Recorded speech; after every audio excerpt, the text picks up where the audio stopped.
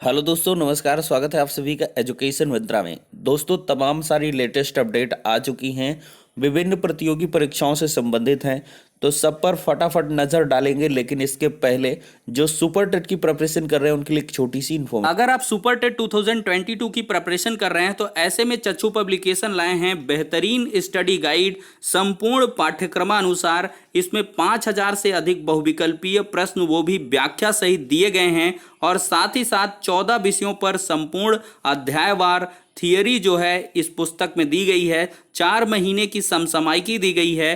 2019-18 के हल प्रश्न पत्र दिए गए हैं। और इतना ही नहीं, चच्चू पब्लिकेशन लाए हैं सहायक अध्यापक भर्ती परीक्षा 2022 के लिए 15 सॉल्व्ड प्रैक्टिस सेट और 2 सॉल्व्ड पेपर 2018 और 19 के, जिसमें 2200 से अधिक बहुविकल्पीय प्रश्न व्याख्या सहित दिए गए हैं, जो आपकी प्रिपरेशन को काफ़ी ज़्यादा बेहतर करने वाले हैं और आकलन भी करने वाले हैं कि किस लिहाज तक कितनी आपकी प्रिपरेशन हुई है।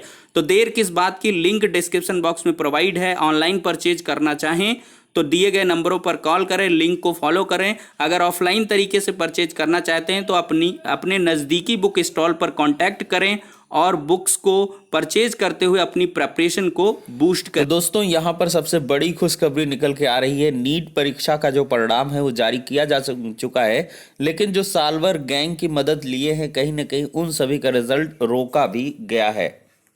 यहाँ पर देख सकते हैं, डॉक्टर बनने के बाद गरीब मरीजों की सेवा और प्रदेश में रहकर इलाज का संकल्प लिया अभ्यर्थियों ने, और नीट के परिणाम में शहर के मेधावियों ने लहराया है परचम। और यहाँ पर देखा जाए तो अब दिल का डॉक्टर बनेंगे जाहिद, और साथ ही साथ जसप्रीत मरीजों की सेवा करेंगे।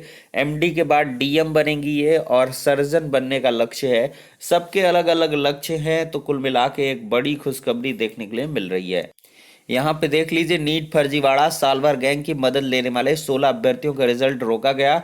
वाराणसी पुलिस की रिपोर्ट पर कार्रवाई, हीना 2 साल के लिए बैन की गई। तो दोस्तों, यहाँ पर इन सभी पर एक बड़ी कार्रवाई देखने के लिए मिल रही है। काश ऐसा ही एडेड जूनियर शिक्षक भर्ती या टीजीटी पीजीटी में भी हो पाता, लेकिन यहाँ पर जांच का जो रिजल्ट है वही निकल के आ नहीं रहा है, और इसी वजह से पेंडेंसी में मामला चला गया है। अब बढ़ते अगली अपडेट की तरफ। कांस्टेबल बनने के लिए दौड़ में बीटेक और एमबीए पास।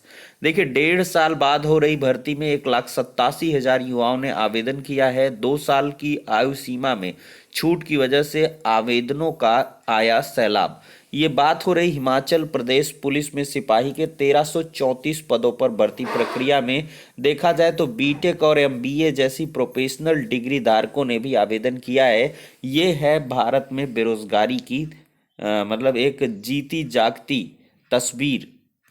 दोस्तों, आपके सामने एक बहुत बड़ी और अच्छी भर्ती देखने के लिए मिलेगी। बड़ी भर्ती इस वजह से है कि वन विभाग में दरोगा के लिए इतनी ज़्यादा पोस्ट आती नहीं, तो 500 खाली पदों पर आपके लिए जल्द भर्ती निकल के आने वाली है। वन विभाग में दरोगा के 500 खाली पदों पर भर्ती का जो रास्ता है वो साफ हो गया है। कार्मिक विभाग की नियमावली सेल ने संबंधित संशोधित अधीनस्थ वन सेवा नियमावली को हरी झंडी दे दी है। जल्दी इसे मंजूरी के लिए कैबिनेट में ले जाया जाएगा। भर्ती होने पर वन विभाग में लंबे समय से चली आ रही दरोगाओं की कमी भी खत्म हो सकेगी। तो इसके लिए तैयार रहेगा, आपको अपडेट प्रोवाइड करेंगे जैसे ही इसका नोटिफिकेशन जारी होगा।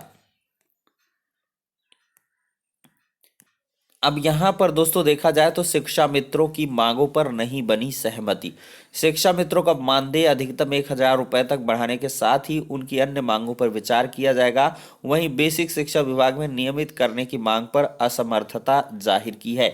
बेसिक शिक्षा निदेशक सर्वेंद्र विक्रम बहादुर के साथ सोमवार को हुई बैठक में शिक्षा मित्रों के संगठनों ने मनरेगा के ग्राम रोजगार सेवकों की तर्ज पर कम से कम 4,000 रुपए मानदेय बढ़ाने की मांग की।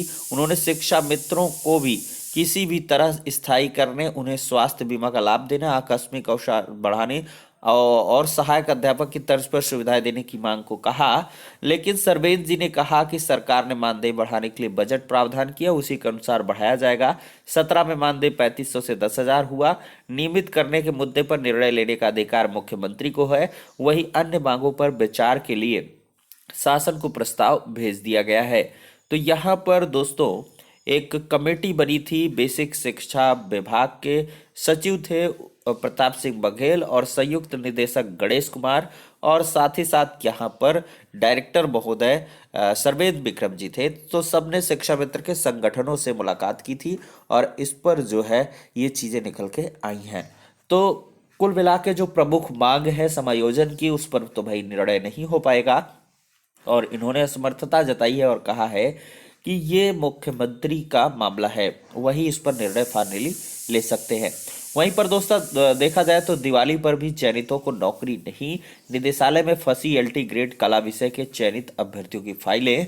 रोजगार की मांग को लेकर 62वें दिन जो प्रदर्शन है वो जारी रहा है। टीजीटी पीजीटी 2016 के अवशेष पैनल के चयनितों को कॉलेज के आवंटन न कराने के मुद्दे को उठाते हुए मुख्यमंत्री को संबंधित जो ज्ञापन है वो दिया गया है, लिखा गया है। और साथ ही यूपीएचईएससी पर एबीवीपी का धरना जारी है।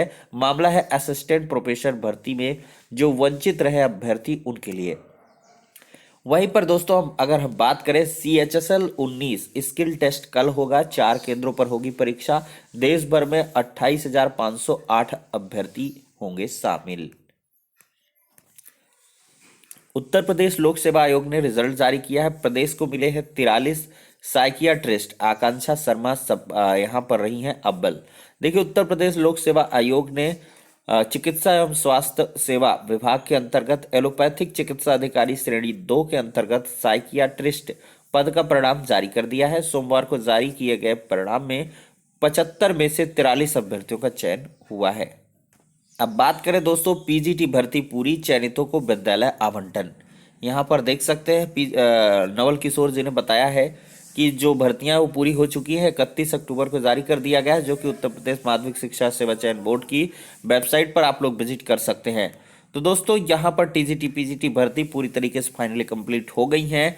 अब नई जो भर्तियां हैं उनके लिए यहाँ पर तैयारी की जाने वाली है और जल्द ही इसके लिए मैंने कल के वीडियो में बताया कि एक बैठक होने वाली और उसी से जो भर्तियों की दिशा और दशा है वो तय होगी।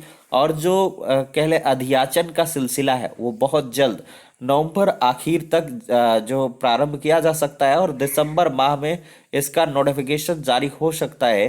अगर अभ्यर्थियों ने प्रयास किया और आयोग का रवैया कुछ ठीक ठाक रहा तो अवश्य ही टीजीटी पीजीटी पर नई भर्ती आपको देखने के लिए मिल सकती है।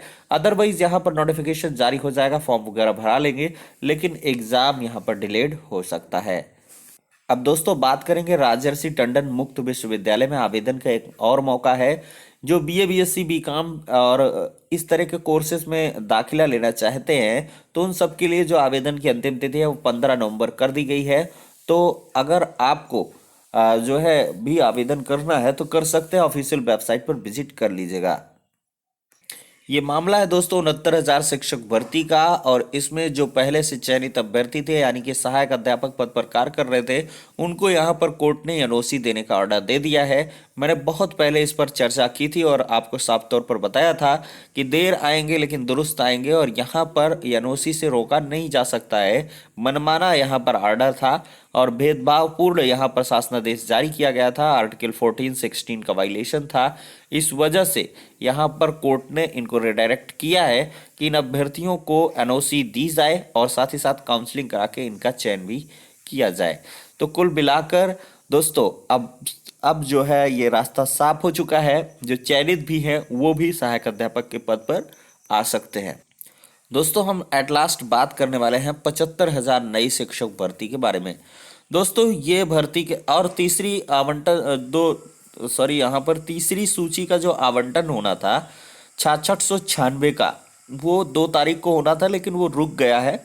अब देखिए उसमें कुछ अधियाचन वगैरह मतलब पदों का आंकड़ा वगैरह क्लियर नहीं था कुछ जिलों से, तो इस वजह से रोका गया। बहुत जल्दी रिज्यूम्ड होगा, उसके लिए परेशान ना होंगे, लेकिन भाई परेशान तो होना ही है, बहुत दिन हो गए हैं। लेट लतीफ़ी के चलते यहाँ तक मामला पहुंचा है। खैर अब 75,000 नई शिक्षक भर्ती पर दोस्तों संकट के बादल मंडराने लगे हैं। कारण यही है कि कल मैडम जी से वार्ता हुई है और उन्होंने स्पष्ट तौर पर कह दिया अनामिका मैम ने कि जो कहलब कमेटी की रिपोर्ट है वो अंडर पेंडेंसी है, कई जिलों से रिक्त पदों का आंकड़ा नहीं आया है।